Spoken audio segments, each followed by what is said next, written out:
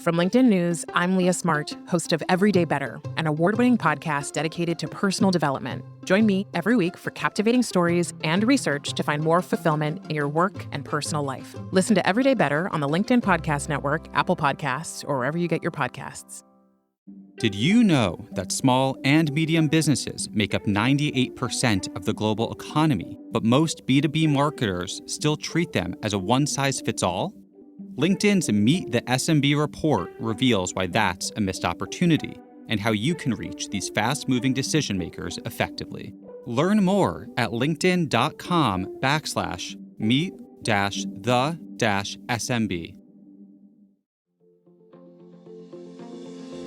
Hello, my friends, and welcome to another exciting episode of Negotiate Anything.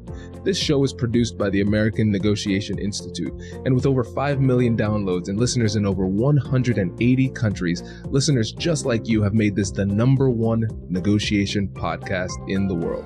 Hi, my name is Kwame Christian, and I am the founder and CEO of the American Negotiation Institute. Here at ANI, we believe that the best things in life are on the other side of difficult conversations, and we are passionate about providing you with the best content that will help you to make your difficult conversations easier, both at work and at home. Lastly, I want to remind you that we offer consulting and conduct trainings, both virtually and in person, all around the world. Our focus is in 3 main areas. First, negotiation and conflict resolution. Second, leadership. And lastly, diversity, equity, and inclusion. Check the link in the description below to learn more about how we could work with you and your team. And now, without further ado, let's jump into the interview.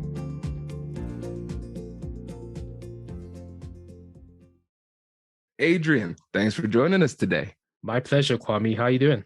Man, I am great. It is a pleasure to have you. And how would you just get us started by telling us a little bit about yourself and what you do? Yeah, so I've been in the digital transformation and creative space for about the past 10 plus years. I've been around tech companies. I've been involved in e-commerce agencies. And of course, I've been around working in the audio industry.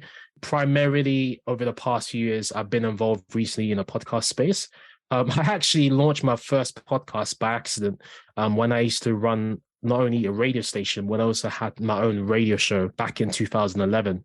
So what happened was, this is when I was back at university, I would go around with a dictaphone, recording students, trying to create extra content for my radio show that I had back at university. What I didn't realize was that this actually ended up being podcast without realizing it, because I'm recording pre-recorded content and I'm playing it on air, but I'm also keeping up content for my Facebook page at the time.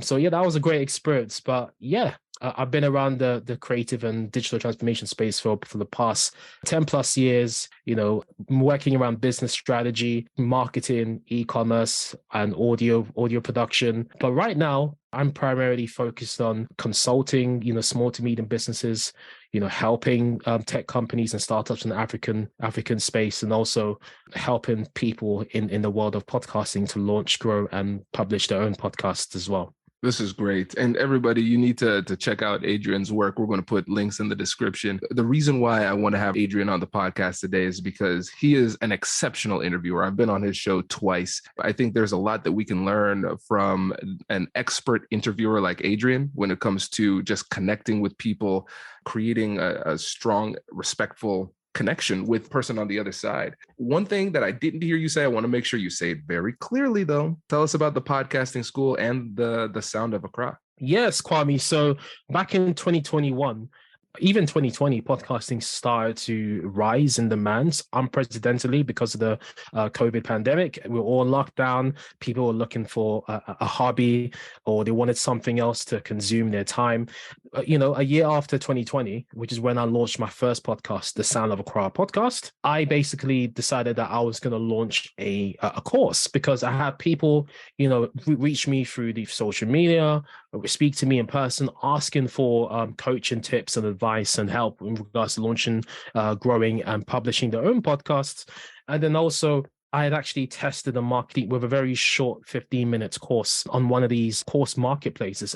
The results I got was astonishing. Like, I wasn't even expecting people to enroll on that course. It's about 100 or 200 people. So I was like, you know what? if I put that much effort, Kwame, into a podcast course that was pretty much bad in my eyes, how well would I be able to do if I put in all my effort into a high quality podcast course? So I created a 7-hour podcast 2021 called Podcast A to Z. And this particular podcast course was based on helping up and coming podcasters or even existing podcasters get their first 1,000+ listeners in terms of, because reason why I chose 1,000+ listeners, Kwame, is because in podcasting world, if you want to monetize by CPMs, if you want to monetize by the traditional route, which is cost per milli, CPMs, etc., you need to have a minimum of 1,000 downloads per month, which is what I'm doing, with my niche podcast. So I decided I'll call the course Podcast A to Z, helping you get your first 1,000+ listeners. So that course did really, really well. Currently now it's got about 600 students. And then I decided that recently I was going to spend more time in the podcast industry. I wanted to go a bit more full-time into the industry because I'm so passionate about it. I'm launching another podcast. I'm just so obsessed with the industry. I know what's happening. And I just want to be able to help more students because I realize that I am more of a community-based person, and it's really important to build such communities because I also realize, Kwame, that there isn't really too many podcast communities out there. There's lots of people trying to learn and lots of people doing podcasts, but there isn't really much of a community. So my school, Podcast A to Z, is going to be a school not just to help people launch, grow, and publish their own podcasts. It's going to help people to network with each other, grow with each other, learn with each other, but also it's going to help them to be the best possible podcaster they can be, because this industry is only getting bigger and better, just as we discussed before we started recording, Kwame. Absolutely, man. This is great. This is great. Now, when you think about the keys to interviewing, when you are meeting somebody for the first time as a podcast host, what are the things that you try to do at the beginning of that interaction to make your guest feel comfortable? That's a great question, Kwame. So I think it's important to have icebreakers under your belts. Always, for me, it's important to do as much research as I can on that guest, because the more you know about that person, the more you know what will pique their interest, the more you know what will help them to make them feel at ease. For example, I know you like cinnamon crunch toast cereal, so I remember I brought that up in one of our first interviews to kind of make you at ease, and I knew you went on TED Talks and you did that fantastic talk. Go watch it, guys, on YouTube. And so for me, it's important to break the ice, make them feel comfortable, ask them questions about what they're up to, what they're doing. And then it's important to also establish common ground. So what interest do you and that person have, so that you can use to quickly, establish some common ground so that you can move forward with the interview. So I think these are some important, straightforward tips that every interviewer should be using. I love this. What's really cool about this, Adrian, is that this is something that's easily replicable for people who are aspiring podcasters, but also just everyday people having everyday conversations. We want to make sure at the beginning we're making people feel comfortable, and there are certain things that we can do. And what's great about this is that you're doing it in an authentic way that allows you to connect on a human level. When you're doing this and you do a good job of establishing that rapport early on, what would you say are like the biggest psychological benefits? Yeah, that's a great question, Kwame. So when you're able to establish that rapport earlier on, it just gives you momentum. And sometimes as interviewers, it's so easy to, have a whole bunch of questions written out, and you want to be able to kind of like ask all the questions that you've written out. And so you usually have a premeditated workflow that you want to get through so that the interview is picture perfect, how you visualized it before you took it. But really and truly, Kwame, when you build that rapport beforehand, it just gives you the momentum to just take the interview on an unexpected twist, where when you go down that path, the interview ends up being better than you actually thought it was going to be, because really and truly, a lot of people, sometimes some people that want to come in one of my shows and they want me to interview them, sometimes they want me to ask them certain questions, and sometimes they want us to agree in certain questions. But I like to be a little bit more spontaneous, and I like the interview have a life of its own, so that it can be a lot more exciting and it can be a lot more entertaining for both, not only just the interviewer and the interviewee, but also for the audience listening as well. I love this, because this is something that's really underappreciated when it just comes to conversations in general, momentum. And momentum is this nebulous energy that we all can understand exists, but we can't really put our hands around what it really means. But we know it's there, right? We know it's there when it's there. We know it's not when it's not, right? And it helps you to flow into the conversation. And what do you do in the middle of a conversation if things are going well, and then maybe you ask a question they're not that comfortable with, or they don't know the answer, whatever it happens to be, or maybe there's an interruption? What is it that you can do in the middle of a conversation to regain some of that positive momentum? Yeah, I guess once again, it's similar to the question you asked, earlier on. I mean, again, it's going back to trying to make them feel at ease. It's going back to trying to calm their nerves and trying to break the ice in some sort of way. I think there was a time when I was interviewing one person. Does your company invest in professional development training? If you believe that your team would benefit from a negotiation workshop, all you need to do is go to our website, fill out the workshop request form, and then we'll set up a time to chat. These workshops are completely customizable, and we've done them all around the country. Negotiation and conflict resolution skills are beneficial across all professions, but they're especially useful in procurement, purchasing, sales, sourcing, and contract management. Our calendar is filling up quickly, and we even have some workshops scheduled for next year. If you think you might want one, I'd suggest reaching out soon so you don't miss out. Check out the link in the description to learn more, and we will be right back after this.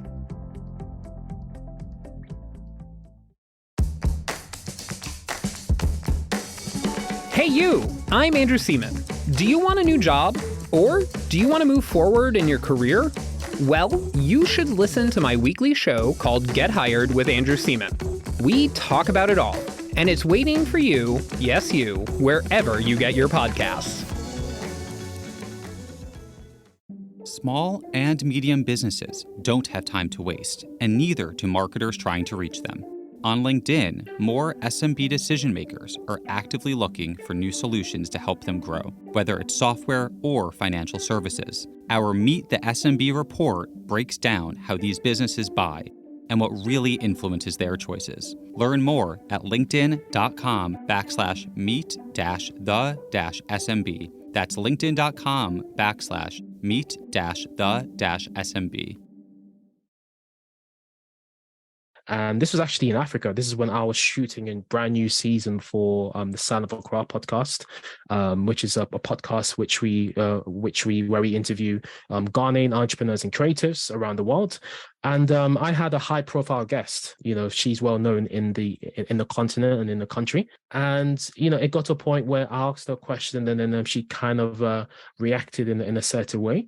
But then I kind of changed the subject a bit, and then I kind of focused on her, just letting her know that she's doing a great job, and I just let her know that by the way, we like the fan that you're using to fan yourself. You're doing really, really cool. And then I just changed the subject, and then I just kind of like brought her, kind of like stroked her ego a little bit, and then I kind of brought her back to earth, and then I just quickly moved on to another question. So sometimes you just have to kind of like use the environment and use what you know on that person to try and steer the ship off a rocky course back into its course, so that you can still try and turn it into a good interview. And sometimes this makes for great interviews, because usually there's interviews sometimes that we're so used to, Kwame, we're so used to predictable, traditional, conventional interviews, where sometimes we have to think, whether it's as interviewers, as podcasters, as journalists, whatever you want to call it, Kwame, you have to think about, what can we do to make this a little bit different? What can we do to throw the audience off a little bit, and to throw in a little bit of a curveball, so that this becomes an even more interesting interview. So there's always something you can do to redeem the interview, even during the interview, if you can be witty enough, if you can think fast enough. I love this. And with this response, listeners, I want you to pay attention to the fact that Adrian recognizes when there is momentum and when there's not momentum. The momentum is important. The flow of the conversation is important. So once he loses it, he doesn't try to like force it back on a really tough subject. He lightens the mood and then redirects to something where there might be more momentum. And so this is a really good way to showcase this skill, because we can recognize that as podcasters, our goal is to establish rapport and help the person feel comfortable and share and allow the conversation to flow. In a negotiation, we might need to recognize that we've hit an impasse, but we might need to revisit that tough part of the conversation. But if we're in the rapport building stage, it might just be chit chatting, we're trying to get to know somebody, then there's probably no reason to go back onto a part where somebody's uncomfortable. If they're uncomfortable, adjust. If you're in that kind of low stakes element of the conversation. So this is expert level. This is really helpful, especially the fact that you said you pointed out something about her that you admired. And so yes. I think that's a really important emotional payment that helps to make the person not only feel more comfortable, but also feel more positively toward you. Because one of the best ways to get somebody to like you more is to be very clear about articulating how and why you like them. And so you found something that you liked, gave the compliment, and quickly shifted the subject. I think that's a brilliant approach. Yeah, and it's also really important to know who you're talking to. So if you're dealing with a high-profile guest, of course, you definitely want to do your research, and you definitely want to know what calms them down. You know, you definitely want to maybe focus on striking their ego a bit more, because, you know, that's kind of like the kind of environment they're used to being in. Whereas maybe with a more regular average guest, you know, maybe you may say something that might be, you know, not as, you know, pleasing to them. But they may still be very grateful or very appreciative that they're on your particular show. So they won't take to offense as much as maybe someone that's a bit more high profile would. Yeah. Agreed. No, you're absolutely right. And one of the things that you mentioned too was being willing to explore an unexpected path during the conversation. And that's something that can throw people a lot of times. But what I've recognized and I've heard so many times on this show is that great negotiators embrace surprise. They recognize that unexpected things will happen and they flow with it. So when something surprising comes up in a conversation, first of all, just mentally, how do you prepare yourself to embrace surprise in those conversations? You have to be ready for any eventuality, Kwame. And when I have an interviewee or someone on the show, you know, say something and I'm quite surprised on what they say, I just kind of try and mirror the emotions so that I can keep the tone, I can keep the pace of the interview, so that I'm not thrown by the interview and I'm not disturbing the energy of the interview. I think every interview has a different type of energy, and when's that surprise or when's that curveball thrown at you rather than you throwing at the other person, I think you should be always in the driving seat as the podcaster, as the interviewer. So I think it's important for you to find a way to mirror, you know, that energy back, to find a way to mirror that conversation that's taken place, so that you can continue to have a smooth course throughout the whole conversation of the podcast, so that this can still become a great conversation for the whole audience and for the listeners. That's great, man, because you're absolutely right. It's almost like improv. With improv, it's always yes, and somebody gives you a suggestion, you have to roll with it, whatever it is. And that's kind of how it is in the podcast too. You can't, they can't come with a certain level of energy or emotion that's unexpected, and then you as a podcaster just kind of like negate that energy. Then it creates awkwardness in the room. And so it's a really tough thing to be able to flow with the energy that you're receiving and then take the conversation in a different direction. And the way that we do that, like you said, is by staying in the driver's seat of the conversation. Now, here's the thing. I've been on your show twice. Like, it doesn't feel like I'm being controlled. It doesn't feel like I'm being manipulated or pushed in different directions. Like, it feels like a mutual exchange, but I recognize you're an expert interviewer, so you're always in the driver's seat. The person doesn't feel like they are being driven or forced in a certain direction. So, I like that, Kwame. How do you maintain that control while still letting the interviewee kind of feel safe and flow? Yeah, I think it's also, I mean, there's times where, I mean, we've done over 100 conversations on the Sound of a Crowd podcast, by the way. And I think we're now on 120 episodes. And Kwame, thank you so much. And one thing I've definitely learned for sure is that you need to kind of know when you can when you can jump back into the conversation and take back that control. So sometimes when someone is talking about something, you can quickly, if there is a specific key word or there's a key moment that they're talking about, you can quickly jump back in the conversation, say that particular thing that you wanted to say, and then steer the conversation to where you wanted to steer it back to. So it's like a little bit like, I don't know, someone's come and they've taken your keys or they've taken something, and you go run back for the keys to your Mercedes, and then you've got it back, and then you're like, no, I'm going to drive this car.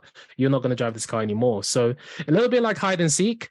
Sometimes it is a little bit funny or frustrating when a guest is going on longer than you want them to go, so that you can kind of try and make the interview, whether it's 20, 30, an hour long. I know you can edit out, but I do like to have the whole conversation pretty much done within my time frame. But yeah, it's about knowing when to take back that control in the conversation, whether you're using key moments, key phrases, whether you're using body language to take that control. You just look out for the right opportunity to take back the control, but make it seem seamless. It has to be seamless. It can't be interruptive, so that the energy, the flow of the conversation continues to be natural and organic, Kwame. Absolutely. And I love that we keep going back to flow. It's so important because we can feel it, right? And the conversation will have a current. And you have to, but the cool thing about water is that water just takes the shape of whatever vessel it's in, right? So it has a flow, but okay, I didn't know we were going to go that direction, but the conversation just flows. And focus on that key moment part that you said. I love the fact that you talked about the key moments, because let's say somebody talks for 1 or 2 minutes. Great. Everything is cohesive. Everything that they say is important, but that doesn't mean that everything that they say is of equal importance.